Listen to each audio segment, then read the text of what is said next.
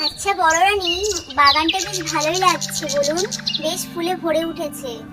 হ্যাঁ রে, সবই ঠিক আছে, তবে রাজারা যে শিকারে গেছে, আমাদের একা একা এই বাগানে আসা ঠিক হয়নি। আমাদের সন্ধ্যের আগে ফিরে যেতে হবে মহলে। আচ্ছা বড় রানী, রাত হয়ে এসেছে, আমার না খুবই গা ছমছম করছে, কেমন ভয় করছে। শোন, তুই ভয় পাস না, আমি এক্ষুনি প্রহরীকে ডেকে সমস্ত কিছু ওকে বুঝিয়ে দিচ্ছি। প্রহরী, প্রহরী। হ্যাঁ মহারানী, বড় মহারানী।